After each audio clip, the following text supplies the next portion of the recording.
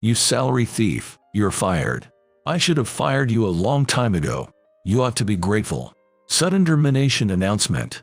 The company's environment is indeed poor, but at least I'm getting paid. If I don't stand my ground here, my family will be in trouble. Please, anything but firing me. I'll work even harder. I begged to Tom, the president's son. As a temp worker, if I'm let go, finding another job will be tough. I need to somehow get on his good side.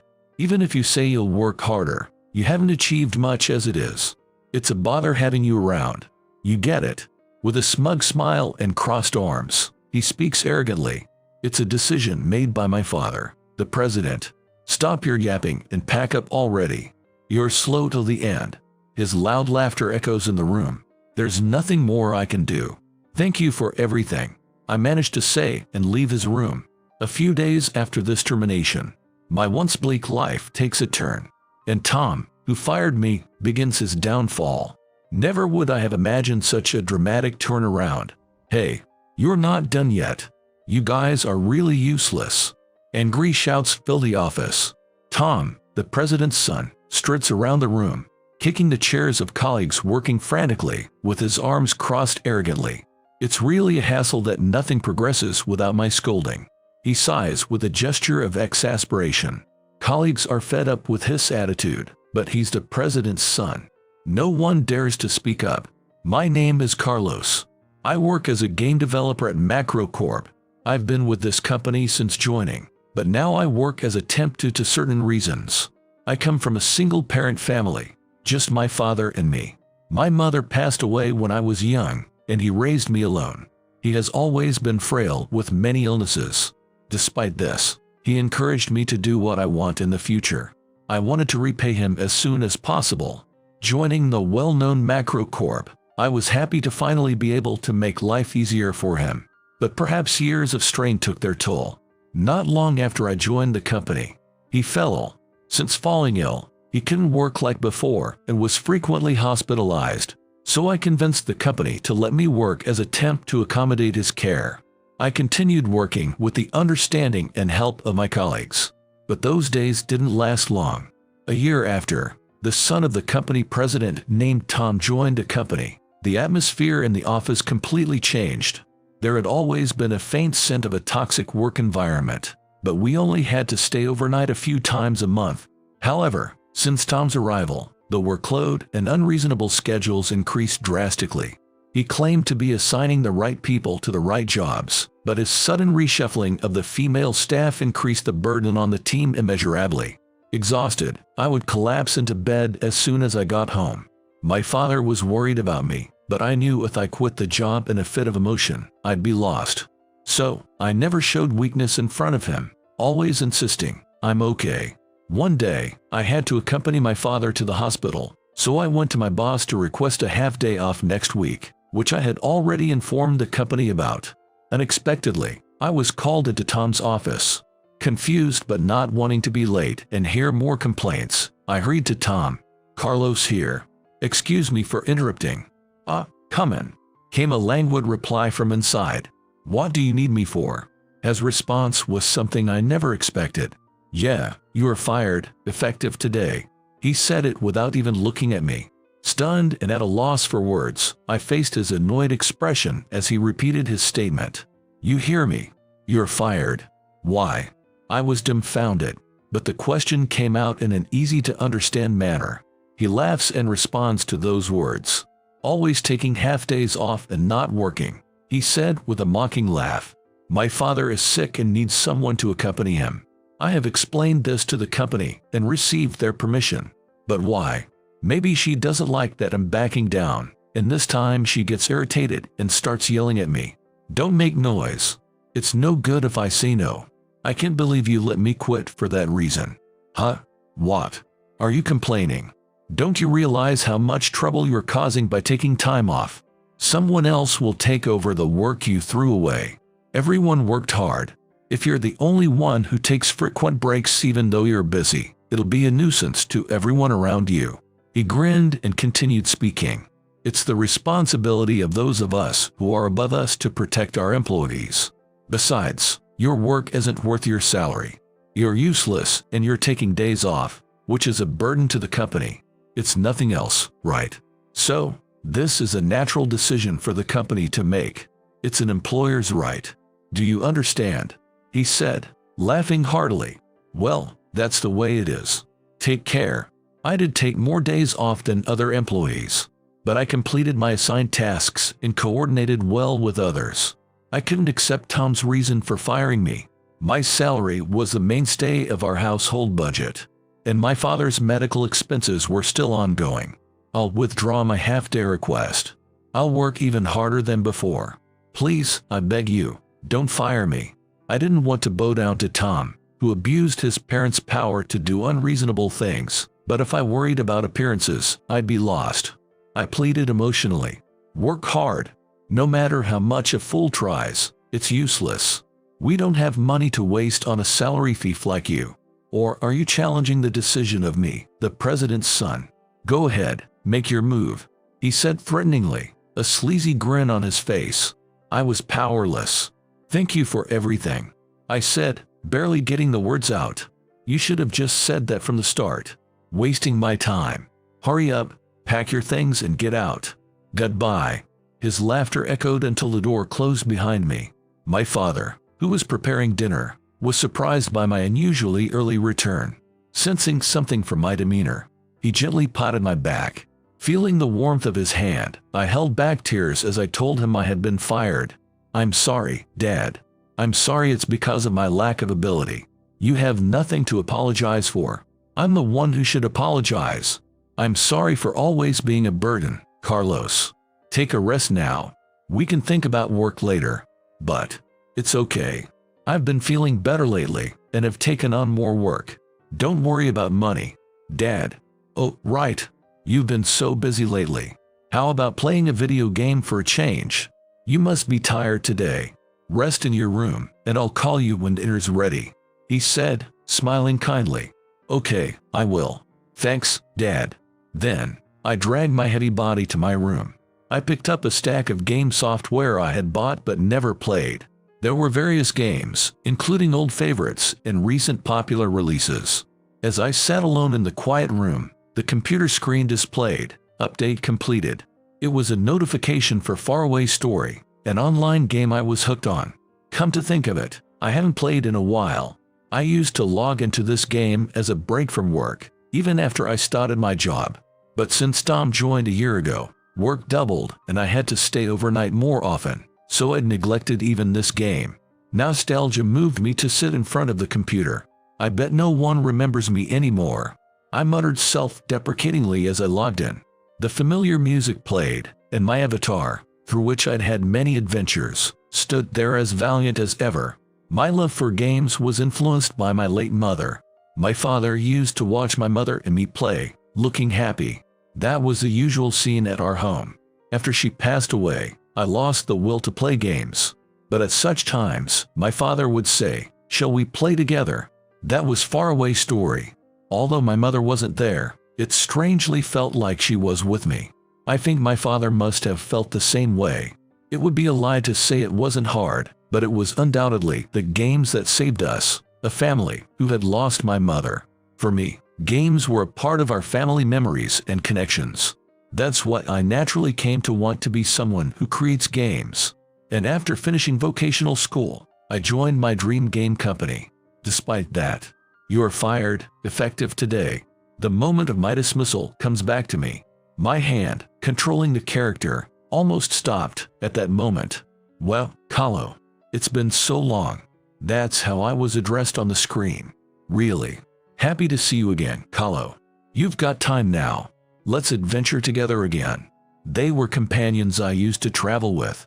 A wave of nostalgia rose in my chest at this long-awaited reunion. Like old times, I opened voice chat and laughed with friends on the other side of the screen. The conversation, unchanged from those times, was comforting. Kahlo, you seem down. Is something wrong? Daisy, the reliable one in our party, asked me this. Do I seem so? Yes, I agree. If you have worries, talk to Alice here. If I tell you, you'll just say it until you're full, and that's it. What? I say. Hunger is the greatest enemy. Everyone laughed at moodmaker Alice's famous quote. Then Rodin, the party leader, spoke to me in a slightly serious tone. If it's okay with us, we'll listen to you. His words touched the depths of my heart. Before I knew it, I was telling them about what happened today. What? That's power harassment. Unbelievable. That's awful. I could only laugh weakly at everyone's words. You still want to make games, right? Daisy asked me. Of course. My passion hasn't changed. But I wonder if I, being a temp, can find a job. That's not like you. You always encouraged and helped us, Kahlo. You can surely do it. Rodin encouraged me. Yes. We all know your love for games, Kahlo. There's definitely a company out there that will appreciate you. Alice's words strongly affirmed me. I think so too. There are still many possibilities ahead for you. Please don't give up. Daisy's gentle voice touched my heart. Thanks, everyone. Feeling their belief in me gave me courage. You mentioned before that you've studied various programming languages, right? I think that's a significant strength. Then how about making a bold move and changing jobs? Maybe to a rival company or something. That's a great idea. Then you can become a big success there and show them. Right. It's worth a try. Nothing to lose. The game I opened out of nostalgia. The conversation with the friends I met there gave me the strength to try again. Games are indeed indispensable in my life. I promised to report back to everyone and close the game. All right. I'll do my best to give everyone good news. I muttered, staring at my clenched fist. I didn't realize that my father was quietly watching me all this time. After that, I searched desperately for a job. And by chance, I found that Whittier, a major game company and rival of Macrocorp, where I had worked, was hiring programmers. I applied immediately, and the day of the interview arrived. Carlos, please come in. I decided to convey all my thoughts here. With that determination, I entered. There was a woman and a man sitting in front of me. Thank you for coming today. We will conduct your interview.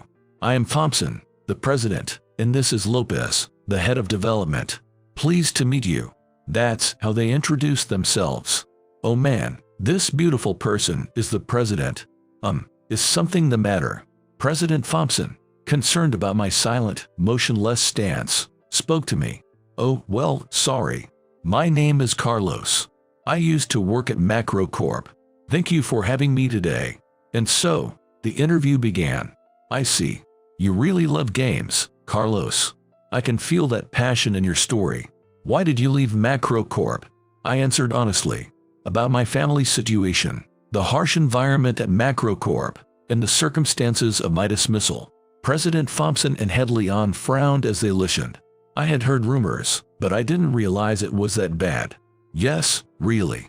While working at Macrocorp, I became numb to its oddities, but seeing the reactions of Tom and Leon, I realized something was off. Just having someone understand made me feel a bit relieved. You've learned so many languages in there, impressive. Thompson, the CEO of Blue Tech Co., exclaimed after reviewing my resume. Leon, the department head, nodded in agreement, stroking his chin. Never thought you'd join us, she murmured, but I couldn't hear her clearly. Then they nodded to each other in agreement. I watched them, feeling detached, until I heard the next words. Carlos, you're an immediate asset. Please join us. Are you hiring? Me? Yes. Is there anything you are concerned about? Let's see. I know I don't say this myself, but I think I'll be taking a lot of time off from work because of my father, so I'm sorry for the inconvenience. Thompson stands up. It's ridiculous to be a nuisance. Everyone at the company is friends. People from various backgrounds work in the same company. They help each other and complement each other to create something good. There are people in this company who dislike you, Carlos. There is no such thing. As the president, I guarantee it.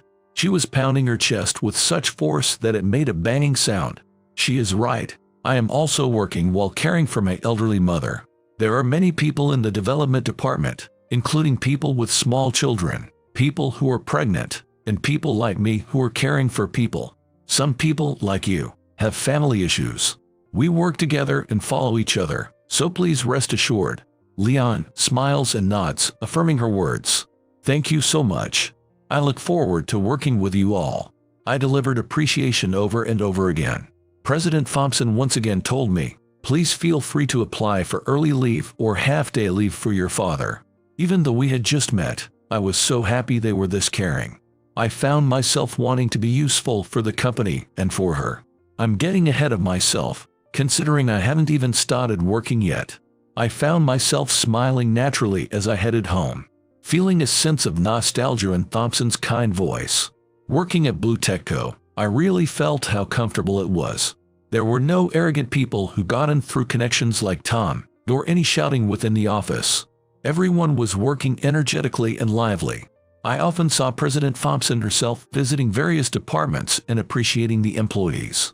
It was a scene I had never witnessed at Macro Corp, but it alone made me realize the open atmosphere of this company.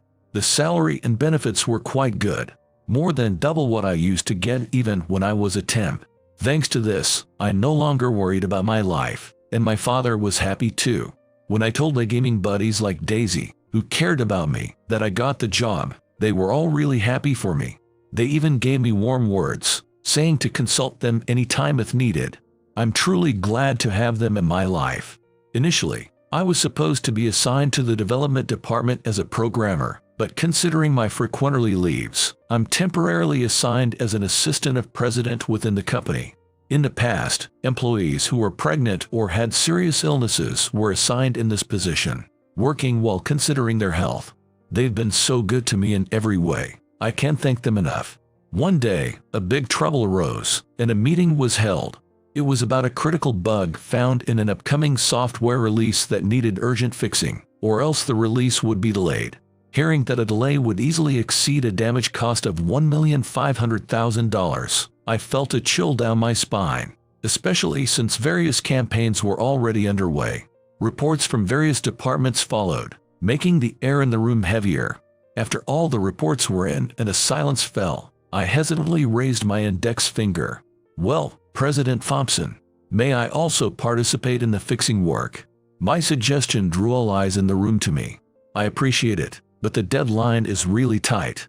Considering your father, I don't want to burden you. If I just relaxed at home while the company is in trouble, my father would scold me. Even if I can only help a little, please let me join. I beg you." Saying this, I expressed my pleas. I sensed a sigh and looked up to see her smiling. "Carlos, thank you. You're a big help. Please start working under Leon's direction immediately. I'll also ask around for support from other departments and reach out again to programmers we've worked with before. Please lend your strength, everyone, and let's overcome this crisis together." Everyone nodded strongly at her words. This must be how the company has always overcome crises together. I felt like I saw something like a bond, and a warm feeling settled in my heart. "Director Leon, I'm counting on you. Carlos, I'm relieved to have you. Thank you." From then on, it was incredibly busy. Every day I was at the development department, tackling the revisions. But maybe it was thanks to my intense days at Macro Inc. Even with little sleep, my focus never wavered, and I could use my typing speed honed in those days. And with external programmers, summoned by the president, joining in, our progress speed increased, allowing us to complete the work. Thus, we managed to release as scheduled, and this trouble was splendidly resolved. Then one day, a modest celebration was held in the development department. I was invited too, and here I am at the development department. President Thompson brought some refreshments. Amidst everyone's excitement, she sat next to me. "Carlos, thank you so much for this time. Only the development department was calling you God Hand. That's an exaggeration. But really, even Leon praised your incredible skills. We met an amazing talent that day." She smiled softly. "Being praised by her makes me blush. You're flattering me too much. But I'm really happy to finally feel useful to the company. I'm the one who's grateful. I'm really happy to work with you." My heart beats faster as she whispers these words, closer than usual. Looking at her face, gazing straight at me, I feel drawn in. "President Thompson, Carlos, come over here and join us." Hearing that, I come to my senses and realize I've gotten too close to her. "Oh, I'm sorry." Embarrassed, I hastily returned to the group. I pretended not to notice the smirks around me and focused on enjoying the gathering. And then, I continued to work alongside President Thompson while attending to my father at the hospital. However, what? He's collapsed. It was a sudden call. Fortunately, a neighbor found my father quickly, so it wasn't serious. I rushed to the hospital room where he was sleeping. His complexion was far from good. The attending doctor was in the room, and I received an explanation in another room. Your father needs surgery. Hearing that, my mind went blank. I returned to the room and looked at his thin face. Dad. I desperately tried to hold back tears. I had to do something. I couldn't lose him. Then I explained the situation to the company and told them I would need to take more half-days off. President Thompson kindly agreed and also expressed concern for my father's condition. If you have any trouble, please let me know. Her kind words reminded me of the cost of the surgery, but I couldn't impose, having only started working a few months ago. Thank you. That's more than enough. I forced a smile. At that time, I didn't notice her sad expression. Since my father collapsed, I've been going to the hospital every day, trying hard to smile so he wouldn't notice. While I was collecting laundry, watching me intently, he spoke. Carlos, I'm always causing you trouble. I'm sorry. Don't worry about it. Just get better soon. It's okay now, Carlos. What are you talking about? I raised my voice reflexively at his words. I know my own body best, but your dad's time is. That's impossible. I cut off his words, raising my voice. Carlos, I don't want to burden you anymore. I don't want to hinder your life. Dad, I want him to live. I want him to be by my side. Before I knew it, I was sobbing.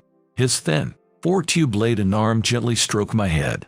You should go back to work now, he advised, and I left the room, feeling powerless. Then Tom, who had announced my firing, walked by. Carlos. Seeing the nameplate of the room I emerged from, he seemed to understand why I was there. I see. Your dad's hospitalized. Huh? I didn't have the energy to respond and just started walking away. For some reason, he has been following me and blocked my way. What's going on with you? What do you mean? I heard, man, you joined Blue Tech Co., didn't you? He continued, grinning. But you're in trouble. Your dad's surgery costs. What? His accurate guess made me glare at him. Ah, I knew it. You're so predictable. What do you want? Don't look so scared. As your former boss, I want to help you. Help. He put his hand on my shoulder, whispering, leak the new project info from Blue Tech Co. to us. Then, I'll cover your dad's surgery costs. I laughed at his ridiculous proposal. Taking my reaction as positive, he began to talk more. It's not a bad deal, right? That company has been too arrogant lately. Oh, dirt on that female president would be good as well. It'd be fun to see her face twist. But I never expected you to join Blue Tech Co. Luck's finally come my way. Disgusted by his talking about Thompson, I fiercely shrugged off his hand. What the hell are you doing? I won't cooperate with you. I firmly rejected him. He raised his voice, displeased with my attitude. What the hell? You're talking big. Reject my offer, and your dad won't make it. You okay with that? Even so, I will never betray the company or President Thompson. I couldn't stand him trying to disgrace the company and the president with his dirty tricks. I will save my father by myself. Don't ever show up in front of me again. How dare you? Just shut up. You'll regret this. Just as his anger peaked and he was about to hit me, a nurse who happened to pass by intervened. What's all this noise? A nurse passing by heard us and came over. You're crying to me anyway. I'll be waiting for you to contact me anytime. With those words, he ran off. I couldn't concentrate at work even after returning to the office. I want my father to undergo surgery, but the fact is, I don't have the money. Even so, I absolutely don't want to betray the company and take money from Tom. My thoughts are swirling, unable to settle. President Thompson obviously noticed my state. She came right in front of me and asked me directly, is something wrong? Tell me. I would like to talk to you if possible, but I don't want to cause trouble. Then, will you listen to my story first? She said and sat down next to me.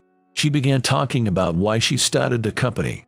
I love games, so I started this company, but the early days were terrible. I was obsessed with making sellable games, giving irrational orders. And when those games sold, I became arrogant, thinking as long as it makes profit, it's a win. I saw games merely as tools then. So bad, right? My approach wasn't accepted, and many people left. The quality of our games deteriorated. Naturally, the company started failing. Being in the same industry, I didn't know Blue Tech Co. had such a past when it started. When work diminished, and I had too much time, I started playing an online game that was popular then. I wanted to understand what was different about my games.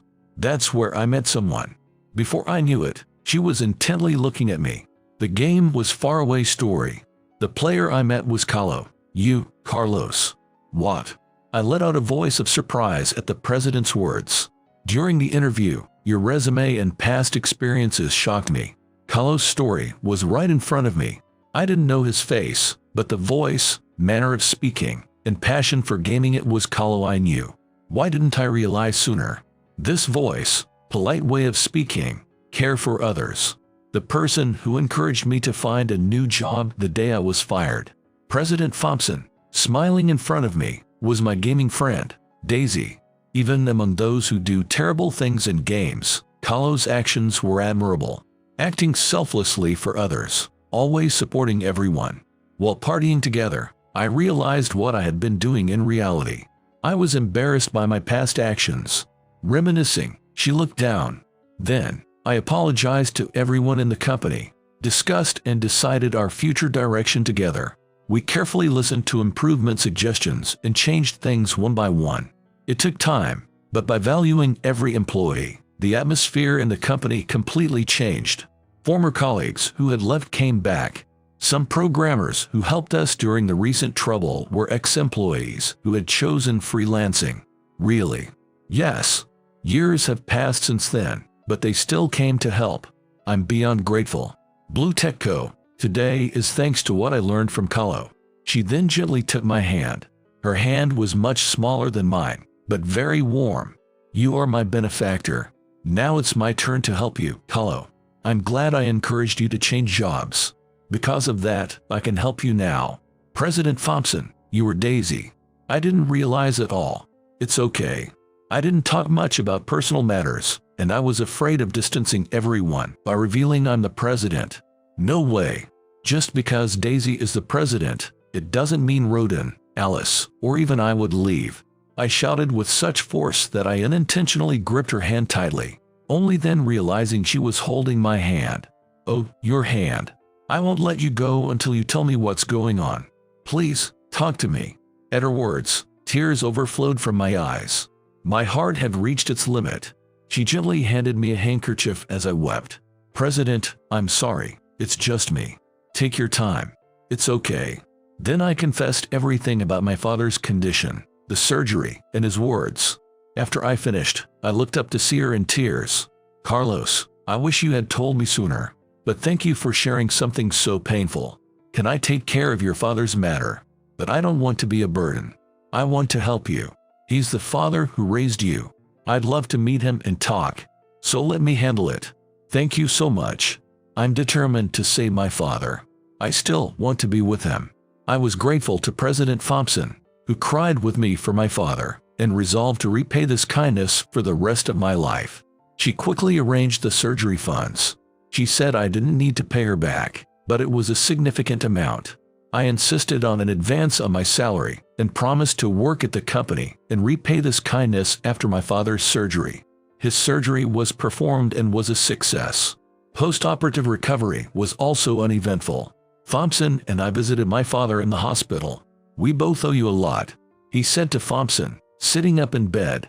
No, Carlos has saved our company twice. I'm just glad I could repay him. Everyone at the company is happy to work with him. Thank you, President Thompson. Carlos, you're lucky to have found such a good company. We were all smiling. Now, if only Carlos finds a nice woman, I could rest easy. Dad, what are you saying? If someone like President Thompson became your wife, your mother in heaven and I would be so happy. Dad, that's inconvenient for the president. Sorry, President. His absurd suggestion flustered me, but Thompson's face was bright red. If I'm okay, I'd love to. Really? President, are you serious? Now I can rest easy. President Thompson, Please take care of my son. I'm not much, but please accept my regards." Leaving me flustered, the two greeted to each other. While we were having such a happy time, Tom and his company were facing serious troubles. Tom's father, the president, fell ill and was hospitalized, and he took over as acting president. He wielded his power recklessly, firing many people for no reason and misusing company funds. The blame for firing the people who were at the core of the company was felt immediately, and the quality of the games made by Macro declined significantly. Desperate as he couldn't recover the misused funds, Tom released a bug-riddled game which received major backlash, causing the company's stock to plummet. Faced with shareholder criticism, he sought to recover by stealing technology or talent from Blue Tech Co., or by undermining its reputation. That's why he targeted me, by chance in the same hospital. "Carlos, you need money, right? Give me Blue Tech's information," he called in desperation. "I have no intention of helping you. Besides, my father's surgery was a success." "Huh? How could someone like you afford it?" "I get it. You must have blackmailed the president for money. Don't lump me with you. President Thompson is a wonderful person, not like you." "Shut up. Just give me the money if you have it. I'm in serious trouble. The company will collapse. My father will disown me. I thought it was deserved. His own actions had come back to haunt him. Whatever happens to you is none of my business. If you approach me or President Thompson again, I'll take legal action. Don't ever contact me again." I hung up, perhaps scared by the threat of legal action. He never approached President Thompson, Blue Tech Co., or me again. My father was discharged from the hospital a few months after surgery. His rehab continued, but he could occasionally go to the hospital by himself, so I moved from being the president's assistant to the development department. I'm happily working every day, surrounded by great colleagues. Today, President Thompson visited our development department. "Good work, Carlos." "You too, President." After finishing her conversation with everyone, she approached me. Then she whispers nervously into my ear. "I've been invited by your father today. What should I wear?" "What about a gift?" "President Thompson, you look great in anything, and he will be happy with anything you choose." "Oh, really? If you say so, that's fine." She blushed and smiled, looking so adorable that I wanted to hug her. "Excuse me. While we're happy to see you getting along, please keep personal conversations for after work." Director Leon appeared behind us without notice. Looking around, I saw that everyone in the department was smiling at us. "Sorry. I got carried away. I'm sorry." After that hospital room interaction, we actually started dating. When I told our gaming friends Roden and Alice, they were surprised but congratulated us.